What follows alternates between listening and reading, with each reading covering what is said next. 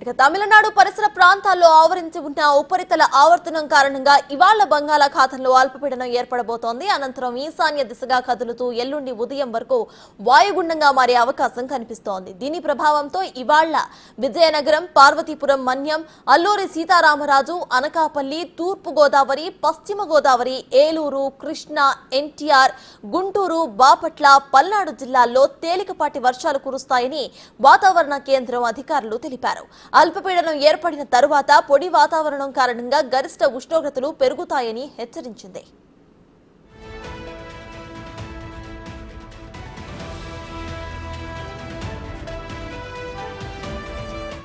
తెలంగాణ వ్యాప్తంగా రాగల 5 రోజుల పాటు వాతావరణంలో ఏర్పడే మార్పులపై హెచ్చరికలు జారీ చేసింది వాతావరణ శాఖ. రాబోయే వారం రోజుల పాటు రాష్ట్రంలో మిక్స్డ్ వెదర్ ఉండబోతుందని హైదరాబాద్ వాతావరణ కేంద్రం ప్రకటించింది. కొన్ని జిల్లాల్లో ఎండలు, మరికొన్ని జిల్లాల్లో వానలు ఉంటాయని తెలిపింది. మంగళవారం నుంచి ఆదివారం వరకు 6 రోజుల పాటు రాష్ట్రంలోని పలు ప్రాంతాల్లో తేలికపాటి నుంచి మోస్తారు వర్షాలు కురిసే అవకాశం ఉందని వెల్లడించింది ఐఎండీ.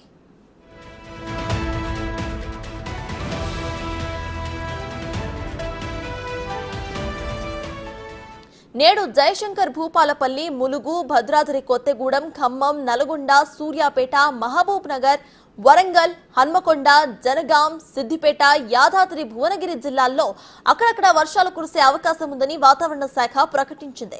ఇక మరోవైపు రాష్ట్రంలోని పలు జిల్లాల్లో ఎల్లో అలర్ట్ ను సైతం ప్రకటించింది. దీంతో అక్కడక్కడ ఉరుములు, మెరుపులు, ఈదురుగాలులతో కూడిన వర్షాలు పడే ఛాన్స్ ఉంది.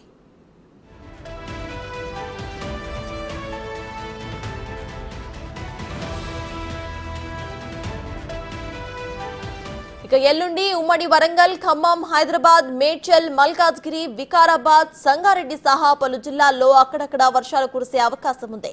మరోవైపు 25న కూడా ఉరుములు, మెరుపులు, ఈదురుగాలులతో భద్రాద్రి కొత్తగూడెం, ఖమ్మం, రంగారెడ్డి, హైదరాబాద్, మేడ్చల్, మల్కాజ్గిరి, వికారాబాద్, కామారెడ్డి, మహబూబ్ నగర్ ప్రాంతాల్లో వర్షాలు పడే ఛాన్స్ ఉందని జనం అప్రమత్తంగా ఉండాలని హెచ్చరించింది.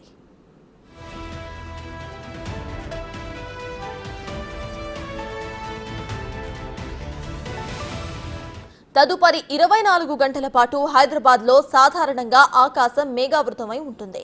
దీంతో సాయంత్రం, రాత్రి సమయాల్లో నగరంలోని కొన్ని ప్రాంతాల్లో తేలికపాటి వర్షజల్లులు కురిసే అవకాశం ఉన్నట్లు ఈఎంటీ వెల్లడించింది.